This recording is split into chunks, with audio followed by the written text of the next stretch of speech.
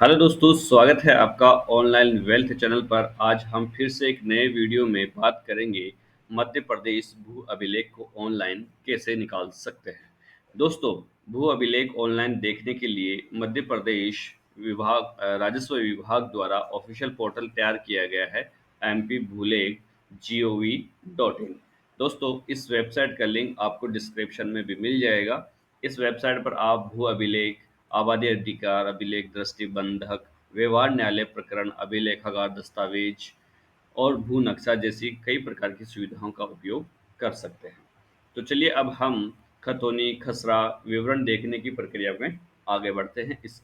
खसरा देखने के लिए आप सबसे पहले विकल्प भू अभिलेख पर क्लिक करेंगे। जैसे ही आप यहाँ पर क्लिक करते हैं, आपके सामने कुछ अनुमति क्लिक के लिए एक विकल्प दिखाई देगा। यदि आप केवल खसरा देखना चाहते हैं तो आप पहले वाले विकल्प का चुनाव कर सकते हैं। यदि आप वर्तमान में किसी डिजिटलाइजेशन हस्ताक्षरी प्रमाणित प्रतिलिपि देखना चाहते हैं खसरा की, तो आप सेकंड ऑप्शन का चुनाव कर सकते हैं। उदाहरण के लिए हम पहले विकल्प का चुनाव कर लेते हैं।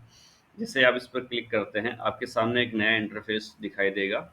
इस इंटरफेस में आपको अपने ज़िले का चुनाव करना है। जैसे उदाहरण के लिए हमने भिंड ज़िले का चुनाव किया है और हम तहसील भी चुनाव कर लेते हैं और तहसील भी हम भिंड ही ले लेते हैं। आप अपने ज़िला और तहसील का सही से चुनाव कीजिएगा। ये विकल्प उदाहरण के तौर पर आपको ये वीडियो बना करके दिया जा रहा है।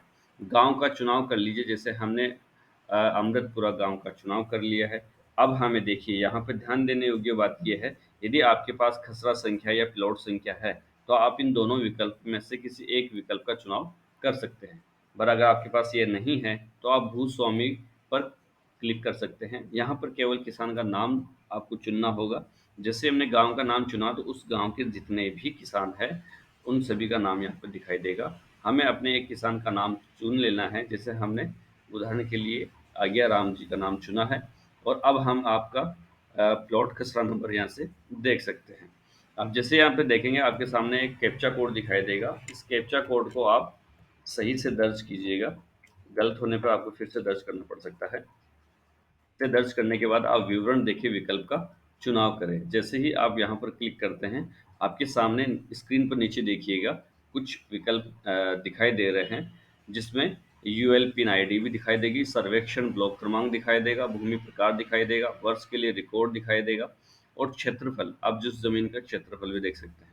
चलिए अब हम राजस्व विभाग खसरा देखना चाहते हैं तो खसरा देखे पर क्लिक करें और इसी खसरा का यदि आप नक्शा देखना चाहते हैं तो आप नक्शे पर क्लिक कर सकते हैं। चलिए हम खसरा पर क्लिक कर लेते हैं। जैसे ही खसरा पर क्लिक करते हैं, आप एक नए इंटरफेस पे लॉगिन होंगे। मतलब एक आपके सामने अलग विंडो में खसरा विवरण दिखाई देगा, जिस खसरे में आप सारी विवरण को देख सकते हैं और इसे डाउनलोड करने के लिए आप कंट्रोल पी शॉर्ट की का उपयोग करके प्रिंट आउट ले सकते हैं। इस प्रकार से आप उत्तर प्रदेश, यूपी, मध्य प्रदेश का खसरा विवरण देख सकते हैं।